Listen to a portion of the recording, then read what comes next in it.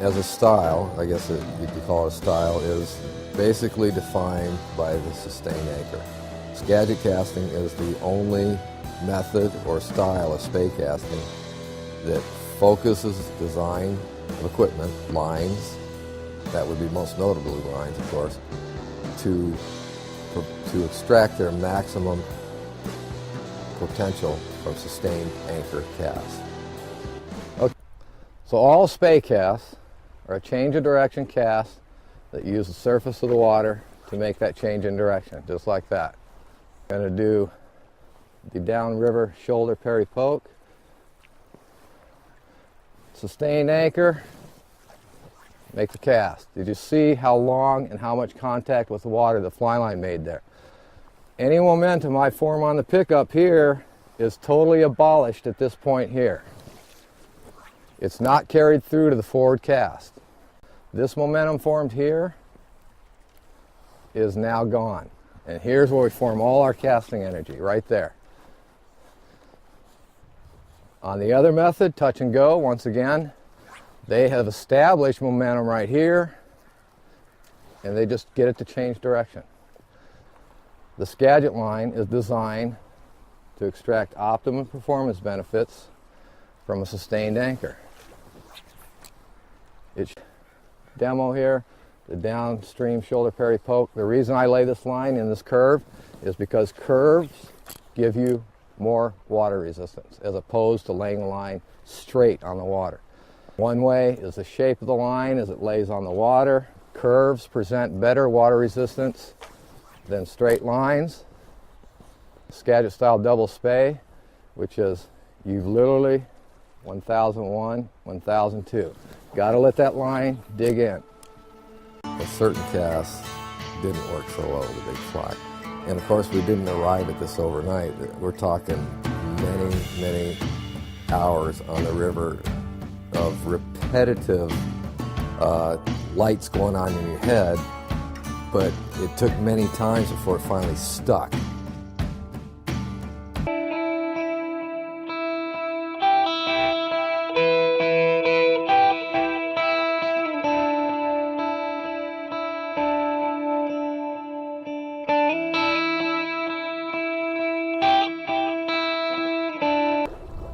Let's go into a normal double spey here real quick. Up, stop, sweep out, down, around and over.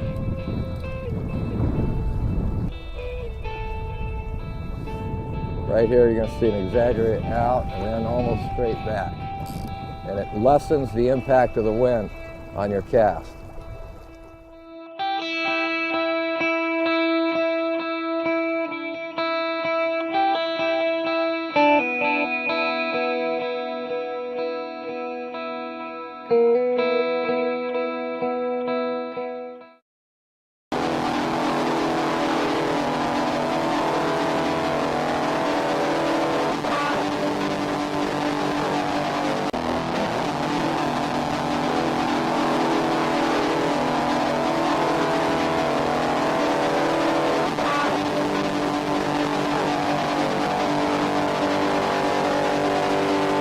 I'm going to use, for me, this would just be the standard double spey. If I can just get a sustained anchor set and a place to form my D-loop, I've got a cast. So to avoid this rock, I'm going to drop that fly right there, come around, there's my sustained anchor, I got room for the D-loop, and there's my cast. So now, I'm getting down here, I'm kind of losing my room on the downstream side. So I'm going to take everything to my upstream side. I can bring the fly right through here. I should have room for sustained anchor here, D-loop there. Once again, this is not orthodox stuff, but if you know that you can set that anchor up, there, D-loop there, and there's my cast. Then I'm going to come around, dump where I'm clear here, sit, and there we go, there's the cast.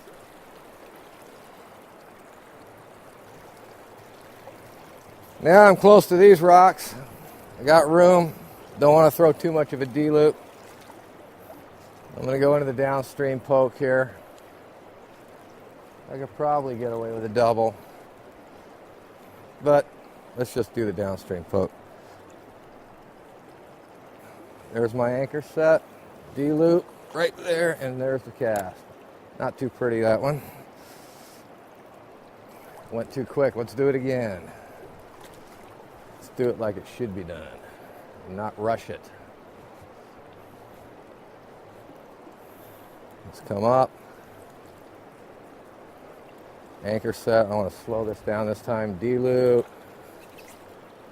There we go. That was better. Almost got the running line, but that was better. All right, too much stuff on the upstream side. We'll stick with a downstream poke here. Let's set our anchor up here. There we go.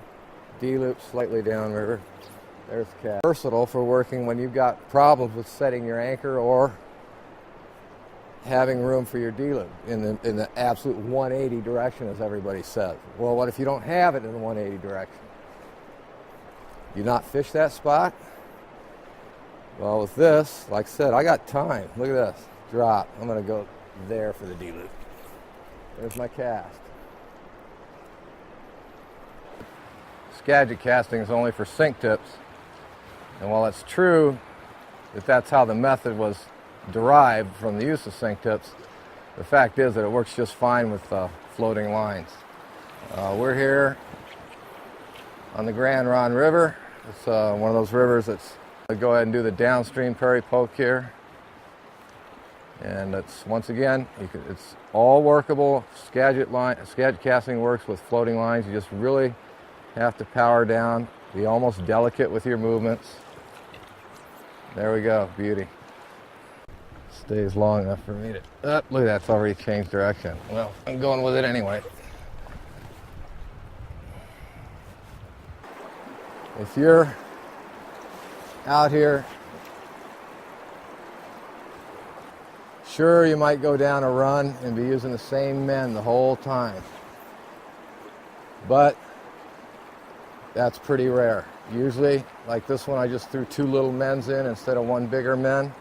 I think one of the neatest things about fly fishing right now is a lot of the recent developments, exciting developments to me anyways, like the switch rod. And the switch rod, depending on who you talk to, the term switch refers to a rod that can be used either in a one-handed capacity or a two-handed capacity, or some people also believe that it means a rod that can be used in an overhead cast. This looks just like the streams I fish for bass on, and I think these things would be great in a bass fishing capacity. They're anglers, and anadromous fish fits that perfectly because they come in from the ocean. Nobody's been messing with them out in the ocean. They come in the river. So anytime you fish a steelhead river, reach span's about 15 minutes long. But for some reason, I get on moving water, you'd be